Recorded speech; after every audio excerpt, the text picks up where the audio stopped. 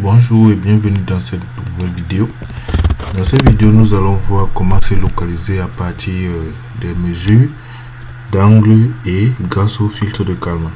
Donc nous avons notre robot là qui est donné par dans les paramètres X1, X2 et l'angle des roues ainsi que son cap. Et nous avons des amers ici au point M. Donc on a l'amer I et l'angle par rapport au cap du robot donne delta I. Donc là aussi ici est de trouver la position du robot rien qu'à partir de la connaissance donc des amers. Donc pour cela nous avons donc ces équations d'état x1, x2, x3, x4 et x5. Mais on suppose que le robot possède donc une boussole, par conséquent x5 et x3 qui sont les angles de la roue ainsi que le cap sont connus. Donc on va aussi supposer donc que le robot donc va se modéliser par Z, puisqu'on connaît déjà les angles, on peut le modéliser par Z, et là on obtient donc une équation d'évolution qui est complètement linéaire. Donc ceci va nous être utile, puisque si on a un truc linéaire, on peut appliquer le filtre de Kalman. Donc comment est-ce qu'on détermine donc les équations d'observation? On peut remarquer que l'observation de la mer entraîne dans la collinéarité entre ces deux vecteurs. Le vecteur là et celui-ci. Le vecteur ici, voici ces coordonnées là, c'est la différence entre deux points. Et celui-ci, c'est le vecteur directeur de cette droite qui va être donné donc par le cosinus et le sinus. En faisant donc, en appliquant le fait que ces deux vecteurs sont collinéaires, on réussit donc à déterminer donc cette équation qui peut nous servir donc d'équation d'observation. Donc à chaque fois que le robot va détecter dans un amer, il pourra utiliser cette observation pour prédire et pour mieux se situer. Donc on note YI, c'est ça qui va être notre observation, et on voit que là on a notre vecteur d'état X1, X2 et on pourra ajouter Z là qui est X4 et par conséquent 0 à ce niveau. Comme on sait que cette estimation n'est pas parfaite, on y accompagne de cela un bruit bêta d'observation. Donc sous forme matricielle, on rappelle qu'on avait trouvé donc notre équation d'évolution comme ceci et par conséquent une discrétisation comme ça.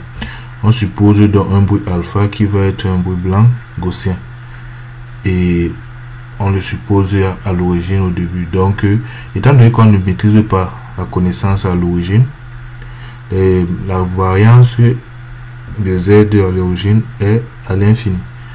Donc c'est ce que nous avons donc dans notre code ici, où ça c'est la fonction d'évolution là, et nous avons aussi par la même occasion donc non, c'est pas ça, désolé. Donc nous avons donc la fonction d'évolution qui est là, et nous avons par la même occasion la fonction d'observation g de x. Et donc g de x sont construits dans la matrice C, parce que si on voit plusieurs amers, il y a la matrice C qui va être construite au fur et à mesure là, ainsi que le vecteur y qui va être construit donc au fur et à mesure aussi. Et donc on obtient donc aussi grâce à cette fonction d'évolution C, Y et gamma bêta qui vont nous être utiles pour le filtre de Kalman. Donc ici à l'intérieur, donc on calcule ça à chaque fois et on calcule la matrice AK qu'on a vu, qu'on avait donc vu. La matrice AK ici là qui est donnée donc par ceci. Donc lorsque on a donc tous ces paramètres, on peut venir grâce au filtre de Kalman estimer donc notre Z ainsi que la matrice de variance associée. Lorsqu'on simule tout cela, donc on a dans notre robot, là c'est l'ellipsoïde de constance. Donc vous avez vu au début on avait l'ellipsoïde de constance qui était très grand, mais dès il a reconnu la mer, il est devenu plus petit. Donc on va recommencer très rapidement pour voir encore une fois de plus.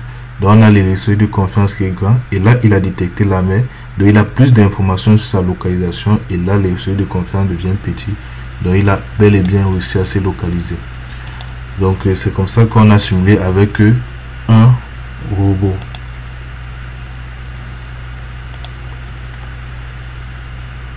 Supposons maintenant que nous avons deux robots. Donc on a le robot RA et RB. En plus de pouvoir détecter les amis, les robots peuvent se voir entre eux. Donc ils ont une caméra incorporée qui les permet de savoir où leurs voisins se trouvent avec cet angle-ci. Donc on rappelle donc que la modélisation du système d'un robot était donnée par ça et qu'on avait négligé la vitesse ainsi que ceci, puisqu'on peut les avoir. On a négligé ces deux variables puisqu'on a une boussole, c'est-à-dire on peut avoir ces angles. Donc maintenant, pour appliquer le fil de Kalman, le vecteur Z va être comme ceci. Donc 3 composantes pour le robot A et 3 autres composantes pour le robot B. Donc l'équation d'évolution va être donnée comme ça par une matrice par bloc, puisque on a ici là la matrice du composant du robot A et là la matrice du robot B. Et on voit que on multiplie, ça donne la même chose. Et sur U, on a divisé dans le vecteur en deux. En haut là, on a pour UA et l'autre en bas c'est le robot B. Donc ça c'est la matrice d'évolution. En ce qui concerne l'observation, on tient d'abord compte du fait que chaque robot peut observer les amis, mais en plus de cela, le robot va pouvoir observer son voisin. Donc le robot A va pouvoir observer le robot B. Donc pour cela, on va seulement appliquer la collinéarité entre le vecteur là en bleu et le vecteur formé par les deux robots. Le vecteur en bleu ayant pour coordonner ça, puisque c'est la somme des deux angles, et le vecteur là ayant pour coordonner ça, le déterminant doit donner 0. Et on conclut que on a donc cette écriture et par conséquent cette expression. Donc on a une observation qui vaut 0 dans notre cas-ci et l'erreur sur l'observation c'est bêta. Et là on a une forme donc linéaire de notre observation dont le filtre de Kalman est bel et bien applicable. On revient donc sur notre code. Donc ici là donc on a notre fonction TrueCar qui traite du cas de deux robots là. Et ce qu'on fait c'est que on va simuler les robots séparément. C'est pour ça qu'on a XA et XB. La différence va être dans la composition du fil de Kalman où Z2 va contenir dans un seul vecteur. Donc en effet, on construit la matrice AK ici là par concaténation, par bloc et ainsi que U aussi par concaténation comme on a vu précédemment. Ici on va voir ce qui est intéressant ici là, c'est de voir comment est-ce que on génère dans notre matrice C et la matrice gamma ainsi que Y qu'on va appliquer dans le filtre de Kalman.